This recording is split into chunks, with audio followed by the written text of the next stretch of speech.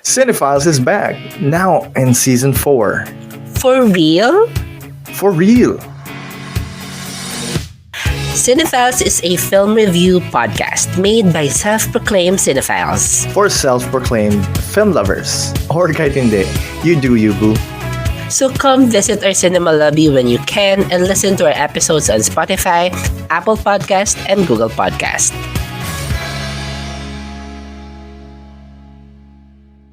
Hi, this episode is not suitable for everyone. Parental guidance is advised. We are Bunk Collective.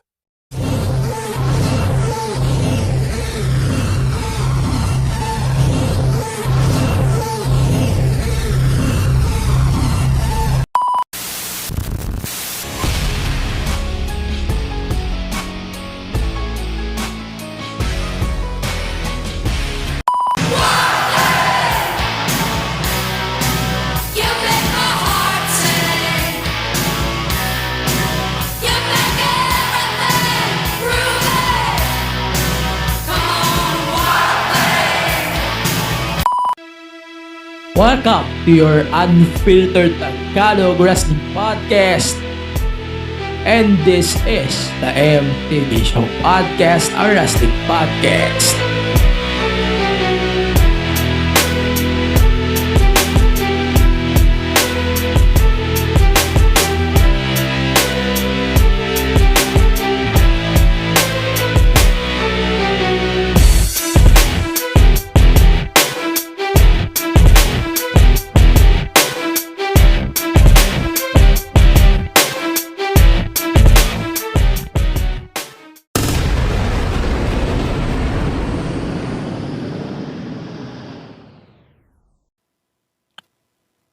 So yun, welcome to the podcast. Medyo nasasamid ako. Bago tayong mag-umpisa sa ating predictions review technically, and of course predictions too for NXT, ano ba ito? NXT Spring Breakin. Spring Breakin. We're going to do the review of Impact, Rebellion, tapos yung Spring Breakin 2023. It's gonna be a fun episode, but not really fun. Because, ito earlier today,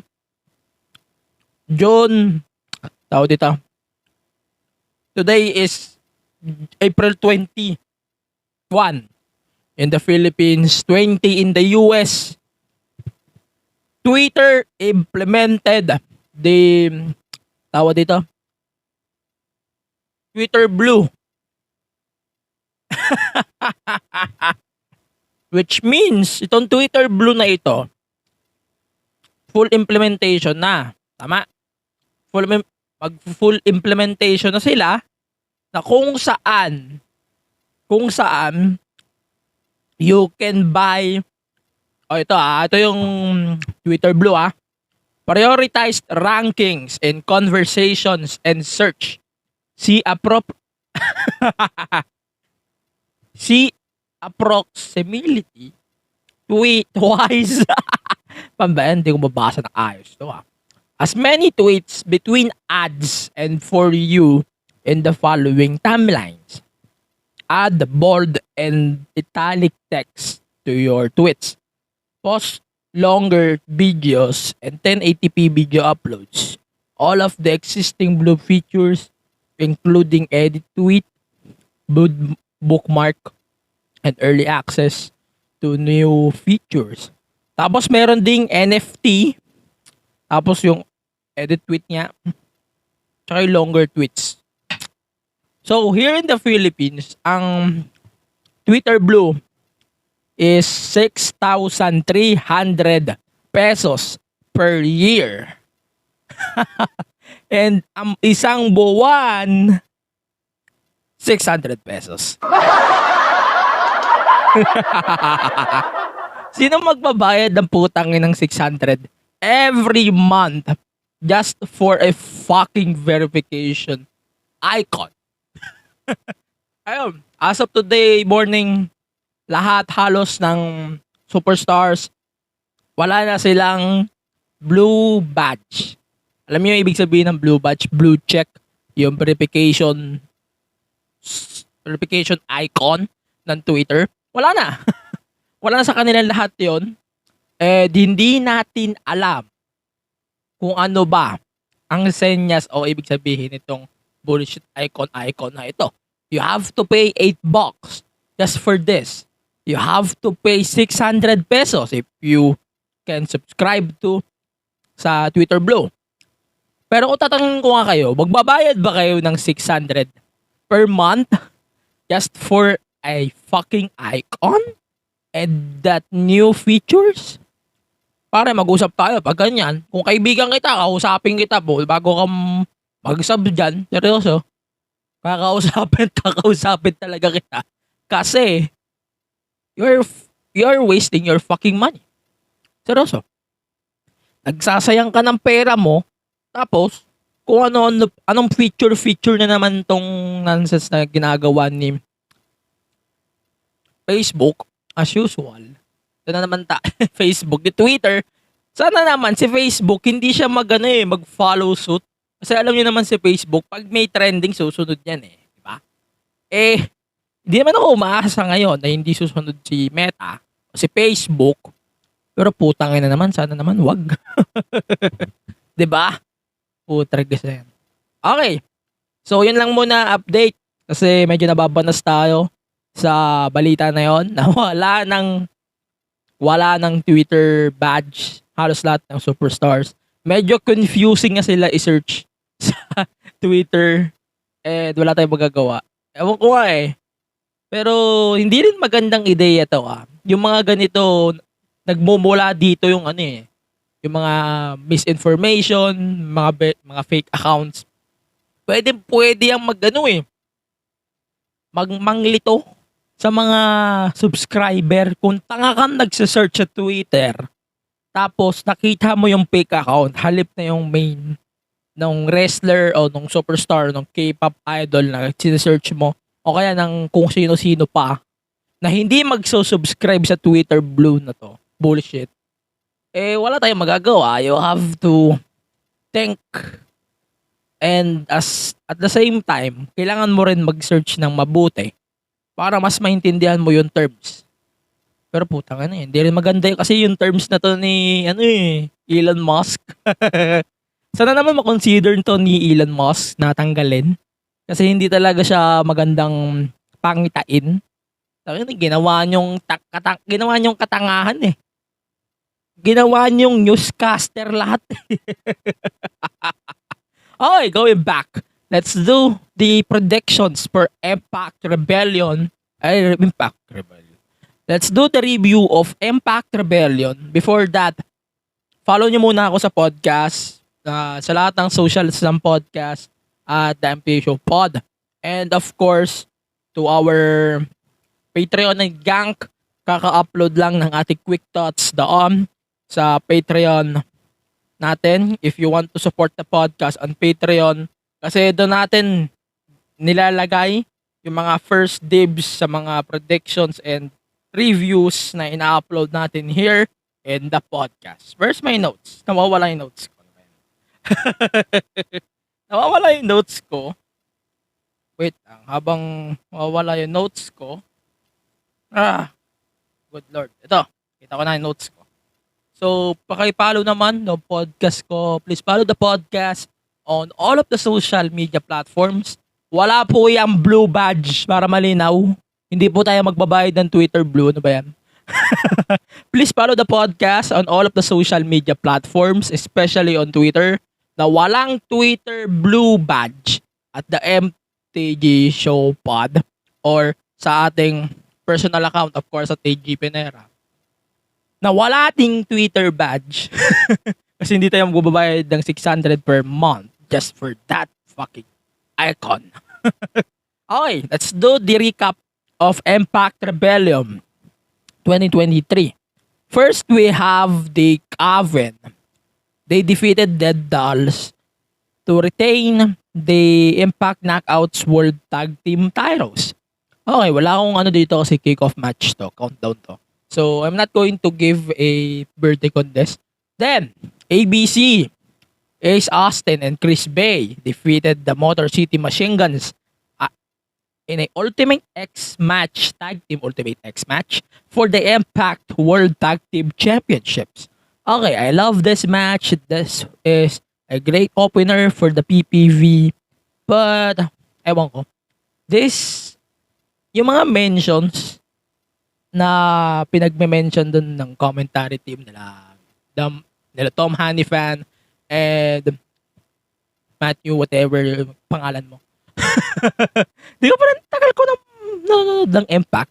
Di ko parang matandaan yung mga commentary teams nila. But, sige, I let it slide for now.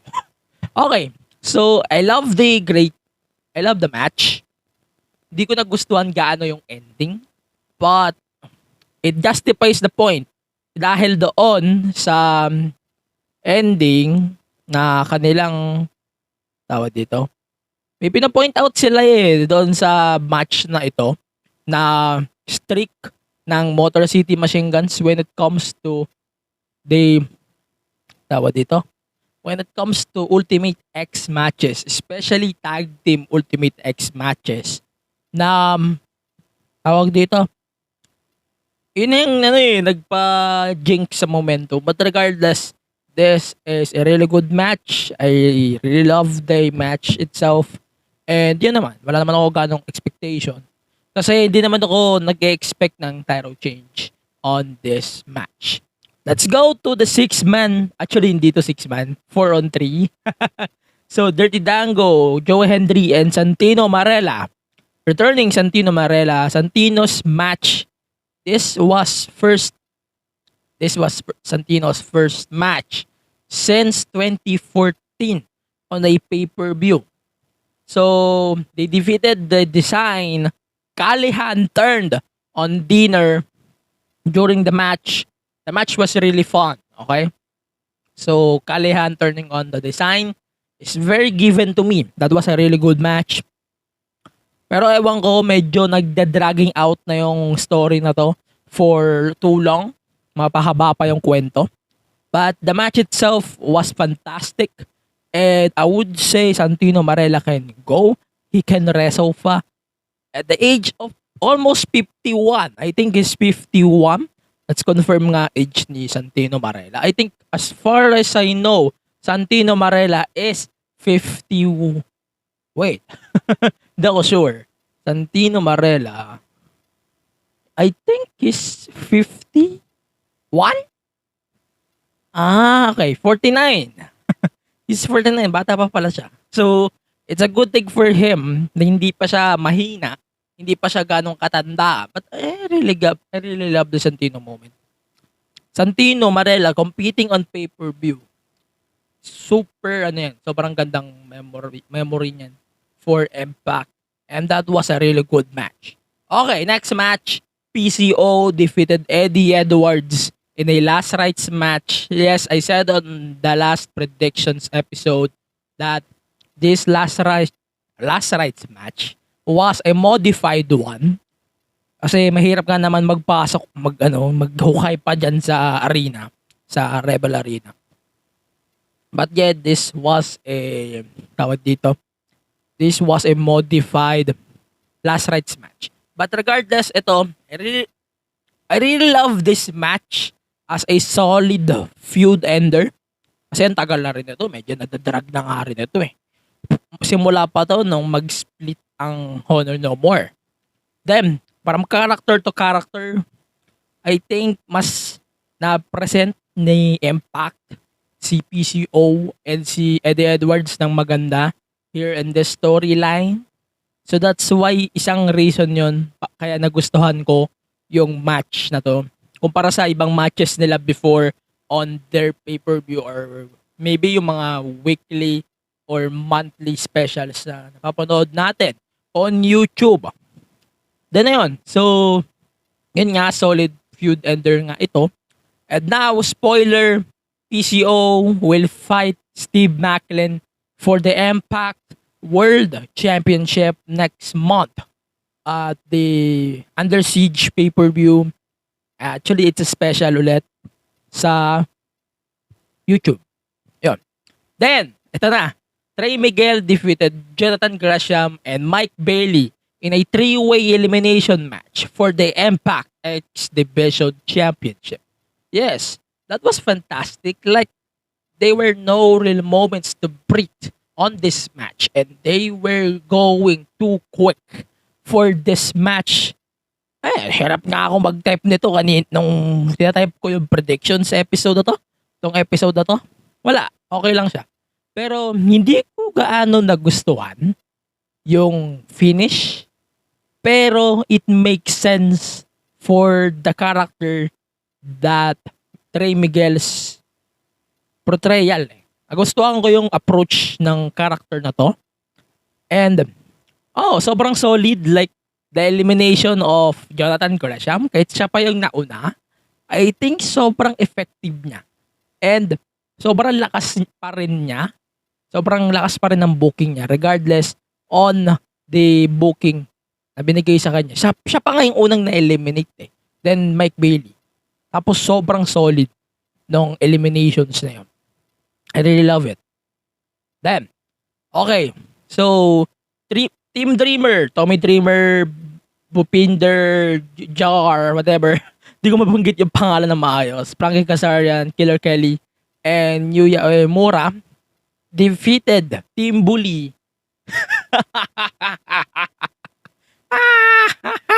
Team Bully, Bully Ray, Brian Myers, Kenny King, Masha Slamovich, and Moose. Wow! Eto guys, I'm going to say this on record. Hindi ko akalain na magugustuhan ko tong match na to. Seryoso. Hindi ko akalain that this match alone, I love this Rebellion pay-per-view.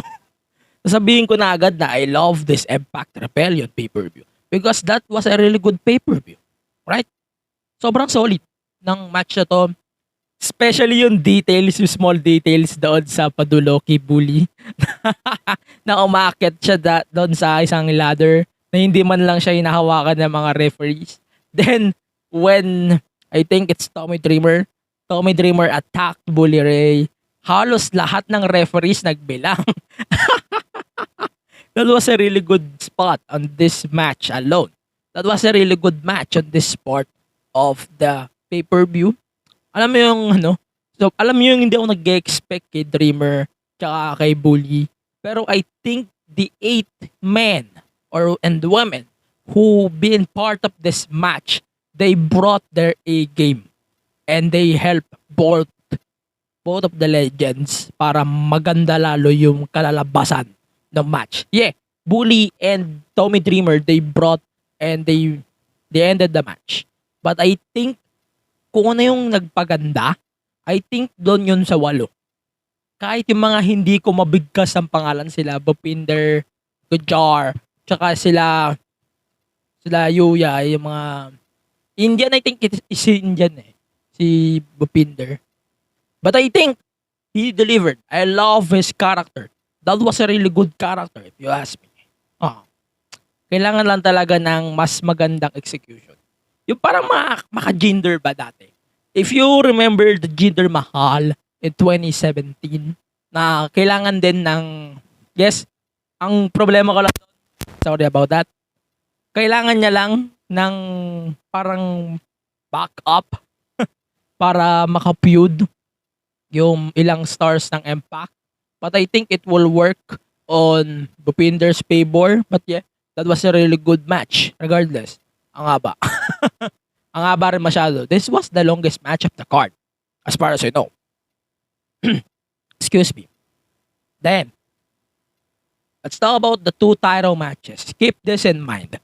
3 weeks before the pay-per-view, maraming announcements na nambulabog in the Impact Wrestling fan base. Number 1, Josh Alexander has to vacate his Impact World title due to an injury that he encountered last year. At ba yan? Nawala yung binabasa ko. Nawala yung binabasa ko. Buwisit. Ayan. Sorry. Ayun. So, Josh Alexander, kailangan niyang i-vacant yung Impact title due to his triceps injury. And kailangan niya agad operahan on that time. Then, Kushida, supposedly, siya dapat yung kalaban ni Josh for the title sa Multiverse United. Naging kalaban ni Steve Maclin, na number 1 contender naman for Rebellion. And regardless on the outcome, I think I really love this match. That was a really solid match. Oo, sobrang ganda ng naging story despite the fact that we only have 3 weeks to build this match. And I think, in my opinion, aside from building that match, I think na-deliver nilang na maganda yung premise ng storyline na to, na mag-crown talaga ng bagong Impact Champion for Rebellion pay-per-view. Not only Impact Champion, they have to crown a new Knockouts Champion as well. And Deonna defeating Jordan Grace, Deonna Purrazzo defeated Jordan Grace for the Impact Knockouts World title. I think the Knockouts title main event at the pay-per-view, but I would say I really love the men's men's main event. Mas gusto ko naging main event kasi yung knockouts on paper. But on based sa naging match, mas nagustuhan ko yung kay Maclin. Pero maganda rin naman yung naging move kasi ayaw rin naman ng fans ayaw din ng Impact muwing luhaan o disappointed yung fan base. So that's why they put the Deonna thing on the main event. So Deonna is a face and Jordan is a face, si Maclin ay heel. So that's a difference. So that's why hindi nila nilagay sa main event yung matches. And actually, here's a fact. The Deonna versus Jordan, ito yung naging first match nila sa Impact Wrestling in front of the crowd. And to say this to all of you guys, that's impressive. Stop sleeping on Impact Wrestling. Trust me, wag na wag yung tutulugan ng Impact. Impact is keeping their shit going back to, tawag dito, parang nagtatanim ng consistent, really good pay-per-views since 2021, and I think it justifies the point na dapat wag yung tutulugan ng Impact Wrestling. And I think that's a solid pay-per-view despite of the short notice build-up na binigay sa atin ng Impact. Kung hindi na injured si Josh, technically he is. Kasi yun lang naman. Parang nung sinabi na i-announce na yung medyo nag-let down ako. Aminin ko yun. But when I watched the whole episode 3 weeks before Rebellion, I think nabago lahat ng assumption ko. And on the time I'm saying that, parang feeling ko, I'm so excited for Rebellion this time na kakaiba yung naging feeling ko about it. Okay. So, yun lang. So, top 3 matches of the weekend sa Rebellion. Okay, here it is. Number 1 is the Team Dreamer versus Team Bully. Like what I said earlier, that was a solid match if you're going to drop the 2 Hall of Famers. But regardless, that was a really good hardcore match. Number 2, it's the 3-way for the X Division title.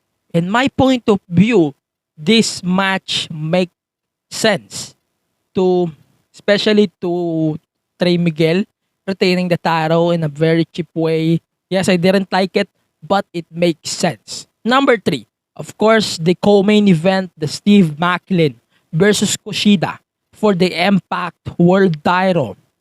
Man, if I can put a 4th match, I could put the women's title as well. But tatlo lang top 3 lang. Sabi ko nga top 3 lang. Ano ba? Okay, so last thought lang before we go to our commercial break.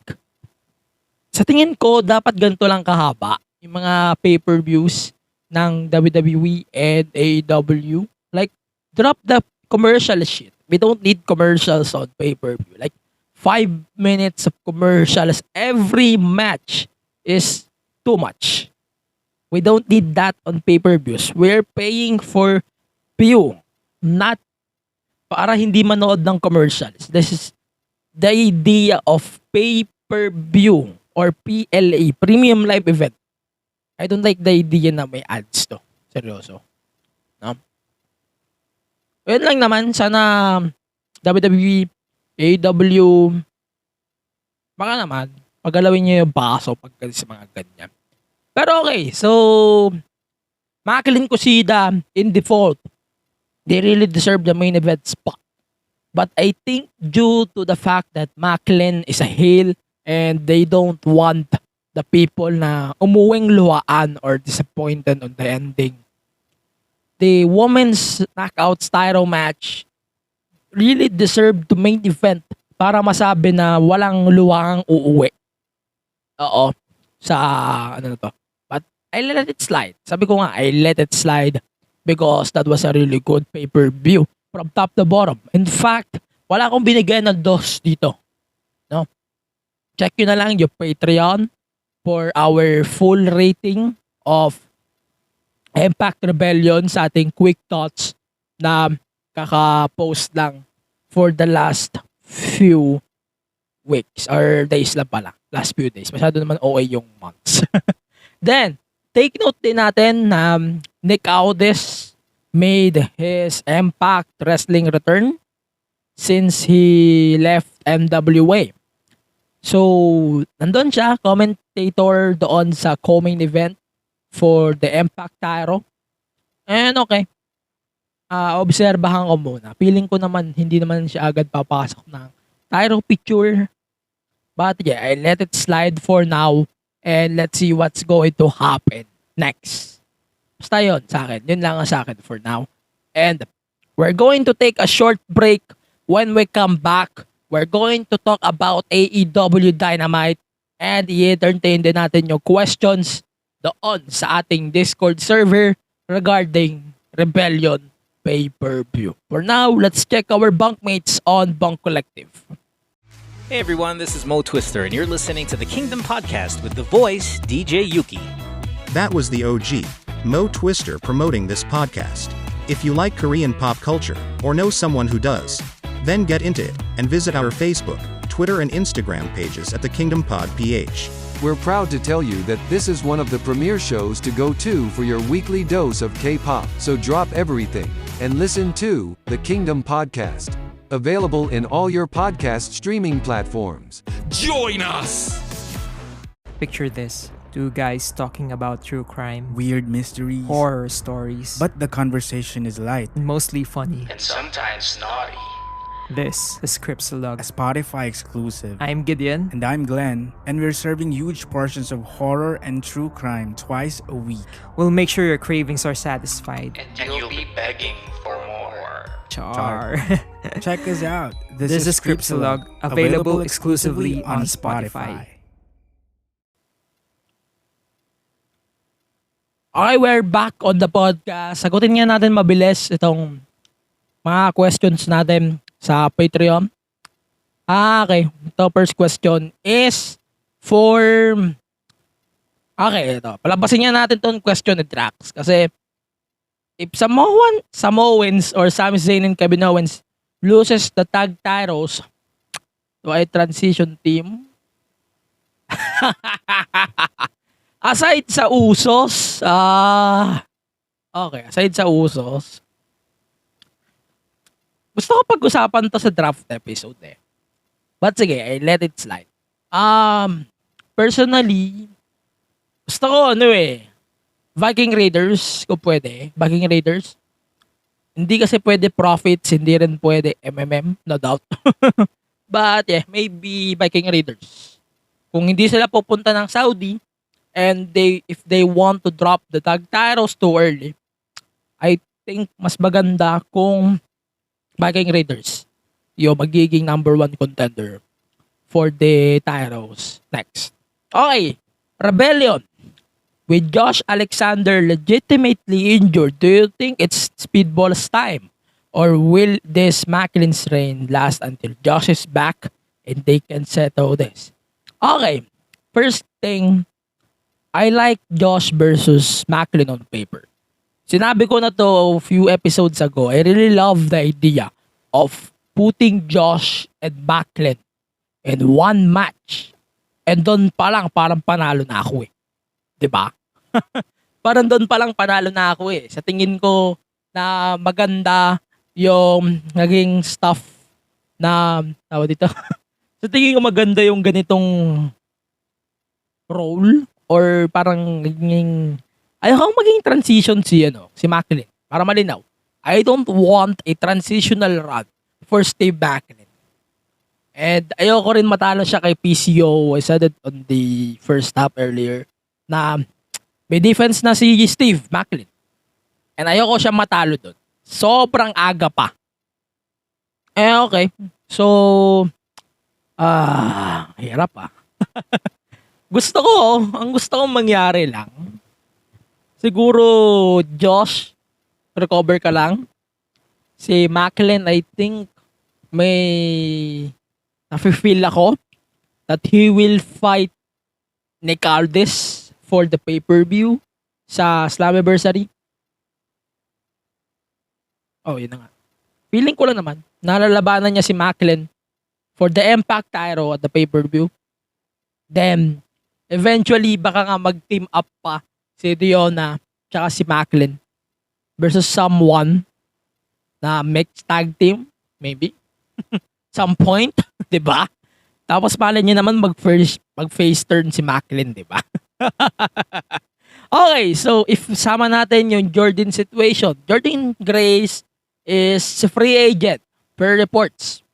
Di ko pa ma-confirm kung ito ba totoo kasi si Dave Meltzer ang nag-source. Kung totoo na nga yung free agency. So apparently si Jordan ay free agent and he worked Rebellion as a free agent. So personally, I don't want Jordan to AEW. I don't want to. If hindi na nga magamit ng tama yung women's division ng AEW, tas gusto mo pa magdagdagan yun, i-overload mo lang yung talents mo. Sa totoo lang.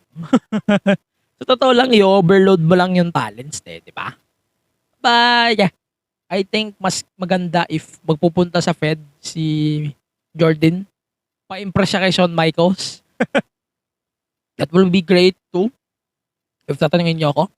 Pero safe choice kasi is magpunta si Jordan sa AEW. Kasi andun na yung friends niya. Si Taya andun. May mga kakilala rin naman siya from AEW. And yun, that will be great in the end. Kaso si Jonathan Gresham, ay iwan siya sa Impact. Ewan ko lang kung mag-i-stay yun. O baka malay mo, bumalik nga ng ROH, di ba? Okay, last. Kay Deonna, I feel her rivalry with Giselle Shaw isn't done yet. Thoughts on Giselle possibly become champion next pay-per-view. No disrespect, guys. Nilawin ko ha. Hindi po ako homophobic, but I don't like the idea na ida-drop agad kay Giselle Shaw yung title for now.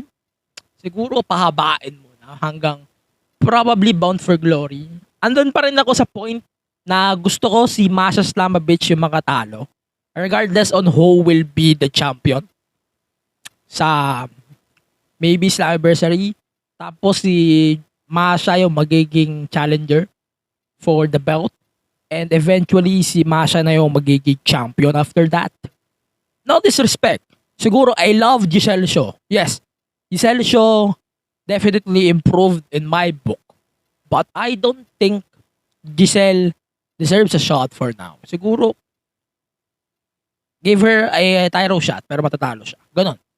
Ganon yung impression ko. Siguro, pakunatin nyo lang yung champion, kumbaga. Gusto ko Masha pa din yung maging champion. Hindi ako magbabago ng take dito. Siguro, by BFG, I think Masha will win the Impact World title in the end of the show.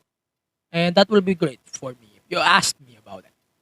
So, Drax, thank you for asking all of the questions. Dahil dyan, ang haba tuloy ng episode natin today.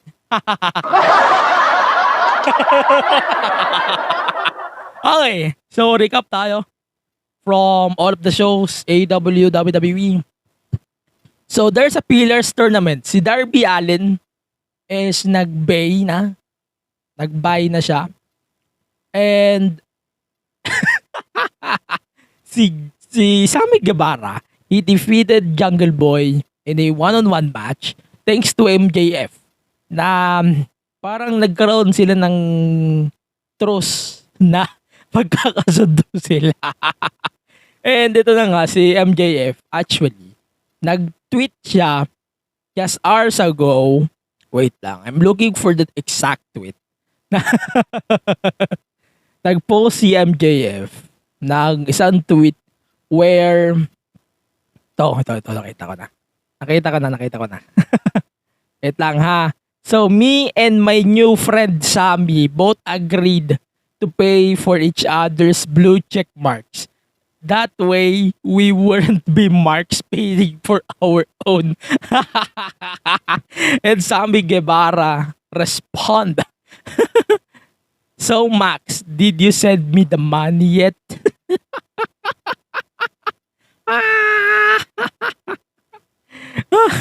This is just a fucking idea. Given naman yung nangyayari kay Elon Musk. Si Elon Musk walang utak yan. Putang ina.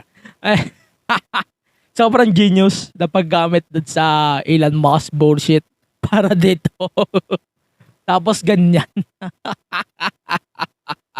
Sobrang genius for me na ginamit nila yung ganon sa story. Next week, it's Darby versus Sammy. With the winner will face MJF for the pay-per-view. I think it will lead to a fallout. Magli-lead siya for an all-out brawl. Then, MJF will defend the title the 4-way. O yun ang assumption ko.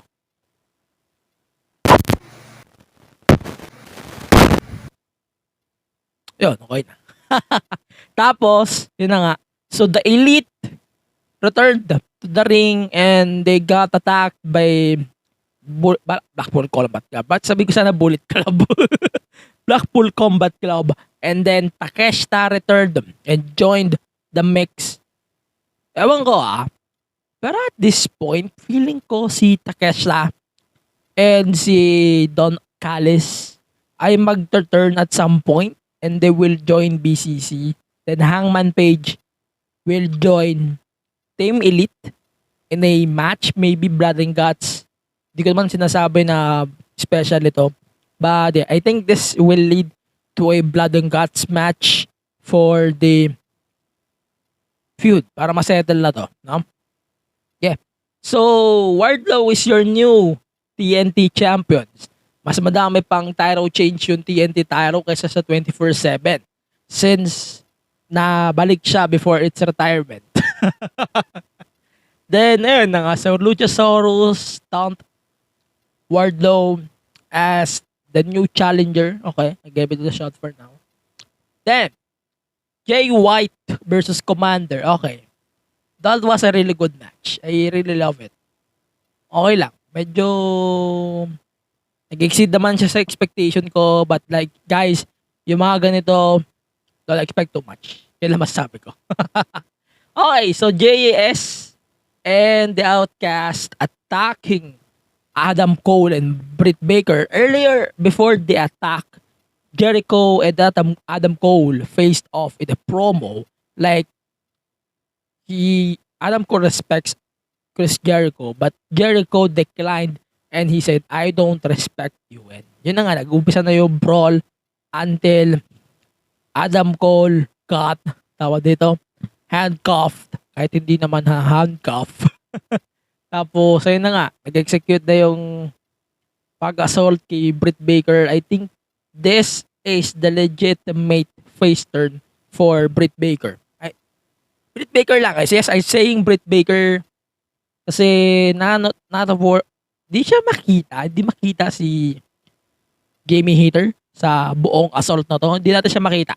But, yeah. I think i-explain naman siya next week dahil din nung attack. Earlier, the match between Outcast versus Brit and Jamie Hater. I think explanation naman siguro yun. Down the line. Then finally, so yun na nga, yung Darby. Si Darby ay nakabay na. Next week na siya magkakamatch. Then Sammy Guevara versus Jack Perry. That was a fun match. If you're going to ask me, that was a fun match. And I think medyo ang blur lang. Medyo blurry yung pagka-execute nila ng ganitong tournament. And ewan ko yung mga ganitong pa tournament, si TK ang may pakana nito eh. TK loves tournaments. So that's why ganito yung tinutuloy nilang tradisyon as a storyline continuity for their upcoming pay-per-views. Kagaya nitong Double or Nothing. Mangyayari, yes, next month. The way I see things para mapahaba nila yung storyline is to build. As magbibuild na lang sila ng tournaments, ganyan, para lang mapahaba nila yung storylines na mangyayari next month on Double or Nothing. Ganyan. Ganyan yung typical Tony Khan na storylines na ibibigay naman sa atin down the line na 4-way match for the AEW World Title at the Double or Nothing PPV for the AEW title, Triple B title. Of course, doon na tayo sa ating announcements pala yun. So we have announcements. Next week on Dynamite is Jade Cargill versus Taya Valkyrie. 1-on-1 TBS title. Okay, I let it slide for now. Let's go to our WWE recap. Okay? Sabi ko lang last week on our podcast, we're going to have a draft where the draft is set on April 28th episode of SmackDown and the May 1 episode of Raw. Yun lang. Then, Judgment Day and the Bloodline introduced a short-term partnership for that specific episode of Raw.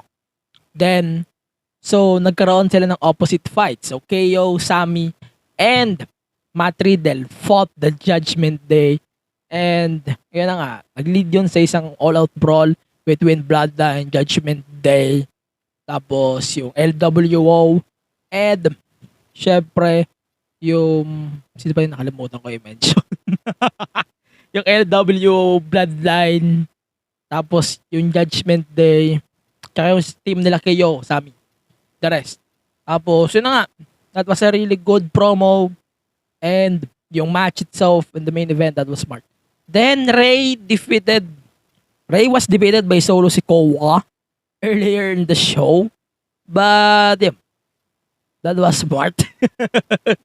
That was smart. Sobrang ganda pa ng outcome nito. Tatanungin niyo ako. Yun lang. Tapos, so, Nakamura made his return on SmackDown. And then, Madcap, suddenly, he became a heel. Ang weird. Seryoso, ang weird dito na Riddle. Si Madcap, nag-turn siya as a heel. Wala man lang siyang explanation. Aside doon sa the fact na he wants to prove something to Emma. Na hindi ako matatalo dito. Hindi ako pwede matalo dito. Ganon yung feeling. Parang ayaw niya magpatalo kay Shinsuke. So that's why hahamunin niya si Shinsuke ng isang fight for that same episode. And he was defeated by Nakamura at 2 minutes. Yun lang. Then, so Cody Rhodes versus Brock Lesnar is set for WrestleMania Backlash. Cody wants a fight, but Adam Pearce says otherwise. So yeah, it sucked na wala tayong nakuha brawl for that week's episode of SmackDown or Raw. Then, The Miz versus Seth Rollins, that was a fantastic match. First time for a long time that we got The Miz competing in the ring. Good for him, I guess. And, yun, good for him. Tapos, ano pa ba? Nagkaroon ng explanation si Trish Stratus for her attack on Lita and Becky Lynch. So Trish Stratus said that she single-handedly changed the women's division. Trish said it wasn't Trish and Lita. It was her. Trish said that she was the women's division. She was the first woman to main event Raw and the first woman to make you people give a crap about the women's division. Then, ayun na nga. So, if without her, there will be no woman in the main event of WrestleMania. Instead of chanting, "This is awesome," you should chanting, "Thank you, Trish." Trish said that Becky Lynch would have you believe that the 4 horsewomen started the women's revolution. And Trish said that was a joke. Trish talked about how Trish not once did Becky thank Trish for what she did for the women's division. Trish said that Lita was eating out of the palm of Becky's hands. Then, Trish said Lita was Becky's little sidekick, even though 1 year earlier they were fighting each other. Trish said that she is not a sidekick and said this, her body, is not a sidekick. Definitely. Lugi ka talaga to. Ang ganda ni Trish eh.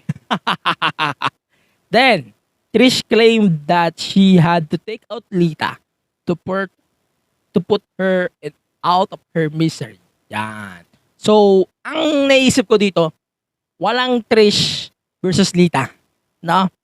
So, she attacked Lita because she doesn't want to fight Lita.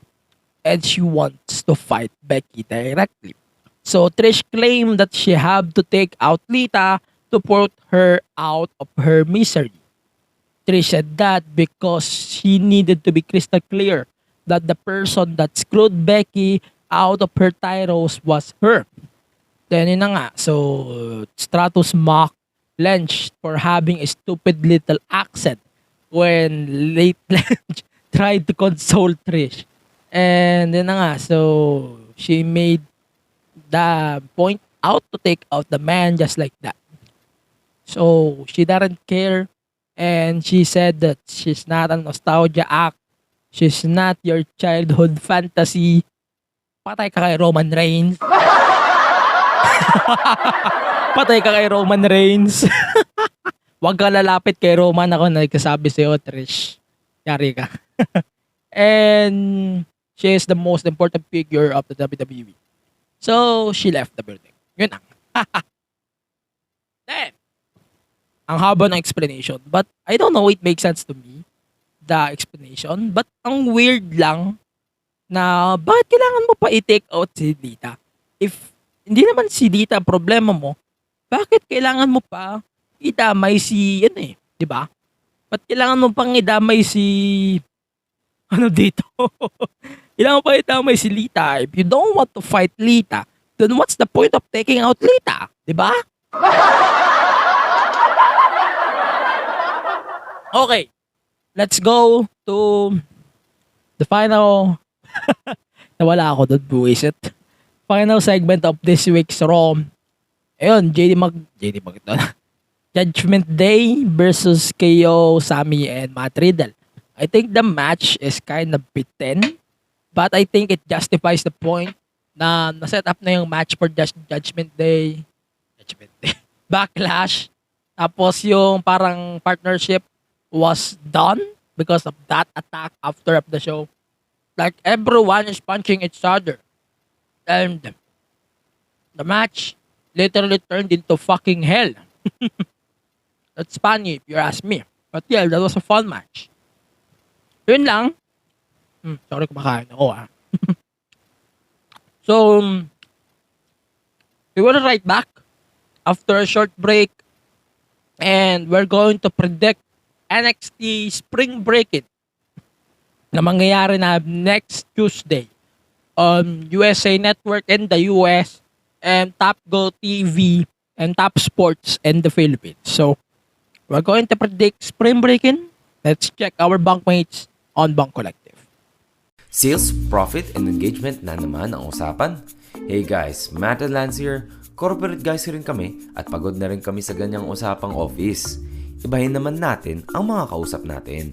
Listen to guests from careers beyond the corporate scene with the Project Offbeat Career Podcast. Imagine talking to historians, gamers, teachers, and the like on how they live differently and succeed in their unconventional careers. Baka sakali, ito naman ang sign to pursue your passions.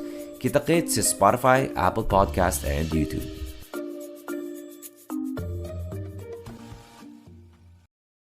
Okay. Recap tayo on NXT. Okay, fucking hell. Recap tayo on NXT. So first, we have a title match.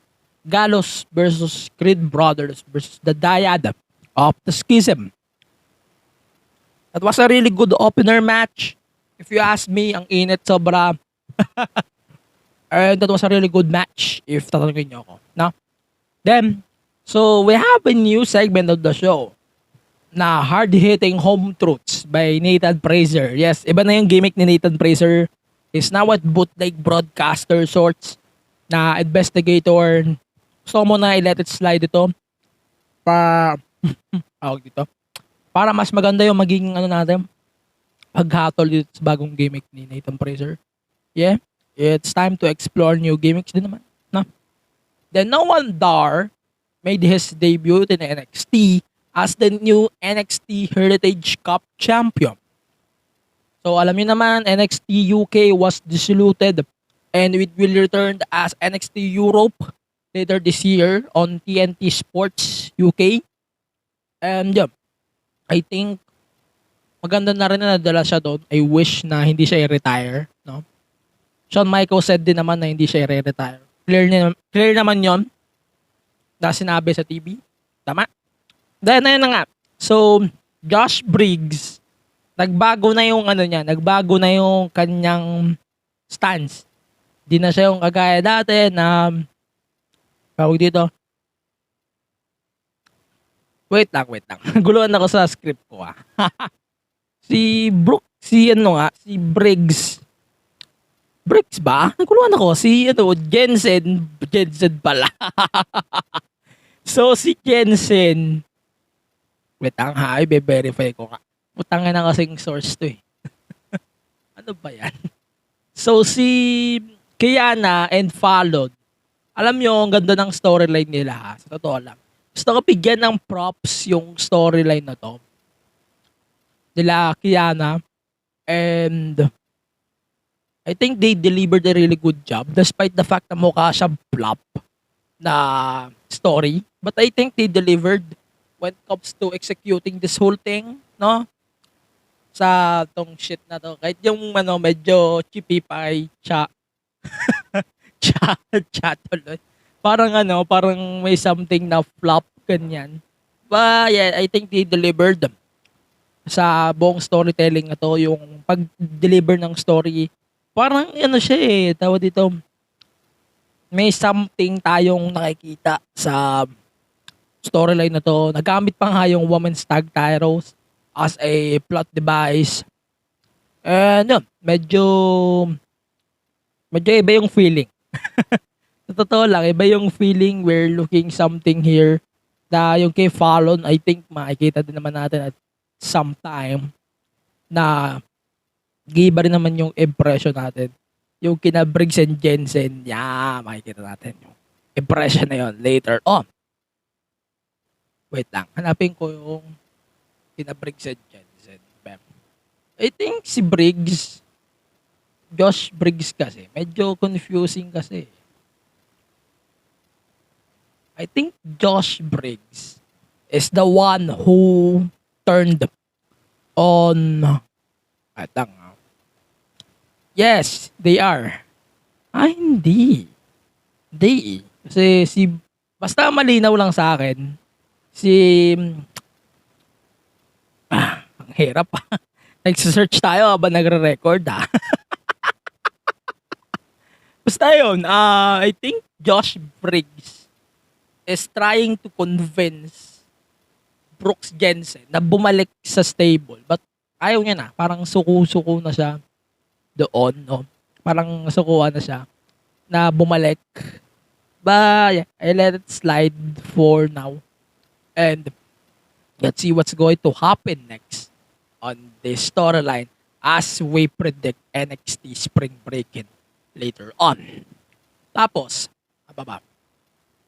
Yung isa pang Tyro match that we should look forward is yung kay Wesley tsaka kay Charlie Dempsey. I think that was a really good match. If you ask me, that was a really good shit. That was a really good match. Shit pa rin ako na shit. But, yeah, I think they delivered. And, yung assault medyo ang weird. Ang weird niya sa una. But, yeah, I let it slide for now. Parang abangan natin ang mas maganda yung magiging story nito sa susunod. No? But, yeah, yun lang.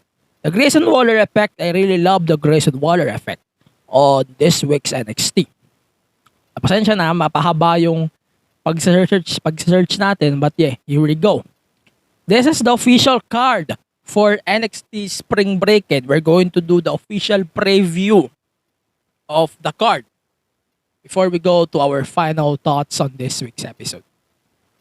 Okay, first we have Obafemi versus TBA. I think this is an open challenge. He will make his debut next week on the NXT Spring Breakin. So, I think Obafemi obviously set to win here. But yeah, okay. Then, Brooks Jensen and Kiana James versus Josh Briggs and Fallon Henley. Okay, tama yung pinag-notes ko kanina. Ako pala ang mali. Okay, so Kiana and Jensen needs the win more rather than the faces. Seryoso. Then, Lyra Valkyria versus Cora Jade in a one-on-one match. Cora Jade kakabalik lang. Lyra can eat a loss. So, I'm going to give the predictions to Cora Jade. Then, eventually, she will fight the winner of the women's title match, which is Indy Hartwell, Roxanne Perez, and Tiffany Stratton. I think this is perfect time for Tiffany to win. And if Indy Hartwell will be promoted to the main roster or Roxanne Perez, then Tiffany definitely needs to win the title for the NXT. Of course, it's time na rin. Then Pretty Deadly versus the family Tony D and Stax in a trunk match. So basically, it's a casket match, but in the back of the car, and you must drive it away.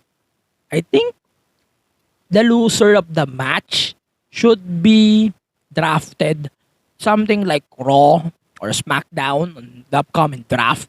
But I think the family definitely is not losing here. So I'm going to give the prediction to the family. Andre Chase versus Duke Hudson. Broad Breaker. So naset ito noong NXT din dahil nung pag-ruin ni Braun Breaker doon sa MVP award kay Duke, no? So okay, it's a Braun Breaker win, then it may lead to something, maybe i-rematch niya si Carmelo Hayes, which is we are going to predict next. And Battleground is coming next month. I think if isa-set nila yung match na yon for their rematch, kasi di mo pwede walang rematch to, no? Then main event, Carmelo Hayes versus Grayson Waller. Personally, I want Waller to win. But si Waller kasi feeling ko palabas na ng NXT papuntang main roster. So Melo will retain definitely, and yeah, regardless, gonna be a banger match for NXT Deadline. So yun lang for our predictions. Let me know your thoughts and predictions for this year's NXT Spring Breakin. And you can watch all of the shows weekly on Top Sports and on Top Go TV. Let's go to the picks of the week. For our superstar of the week, it was Cody Rhodes. I think i-pick sense naman, obviously, bakit? Deonna Purrazzo for our woman of the week. And then the match of the week was the Hardcore War from Impact Rebellion. That was a fun match. I swear to God, that was a fun match for Impact Rebellion. Yun lang, parang pang-cap lang natin for this week's podcast. So, please follow the podcast on all of the social media platforms. Facebook, Twitter, Instagram, Twitch, TikTok, and on YouTube at The MT Show Pod. Yung Twitter natin, wala pong blue badge. At hindi po tayo magbabayad ng Twitter blue para malinaw lang. Then, of course, please subscribe to our YouTube channel, youtube.com/at the MTG Show Pod. You can now donate and support the podcast on Patreon and Gank. As low as $2 a month, you can access to our subscriber-only content plus reviews on PLEs and pay-per-views that we're covering here on the show. Then you can join our Discord server for our discussions. Check that out on our description. For more podcasts, visit thebongph.com. You can support us on all of the social media platforms at thebongph. Wala rin pong Twitter blue badge. Then, of course, the podcast is available on all of the social media platforms and podcast apps. You can rate the podcast 5 stars, 6 in Tokyo Dome. Then, yun, linktr.ee/the MPA Show Podcast for all of our links here on the podcast. And please follow me on social media at AG Penera. FPW this Sunday for their final of the FPW title tournament. And MWF Republica next Sunday on MWF sa Power Mac. Then you can pwede tayo mag-chit-chat doon habang wala pa. So, ayun. Usap-usap tayo sa Republica April 30 on Power Max Center and Circuit. So, yun. Episode number 159 is now in the books. Stay safe, stay Purrazzo. See ya on the next one and happy 21st birthday to yours too. We're out. Bye-bye. Please rate the podcast 5 stars 6 in Tokyo Dome on Spotify and Apple Podcasts. We are Bunk Collective.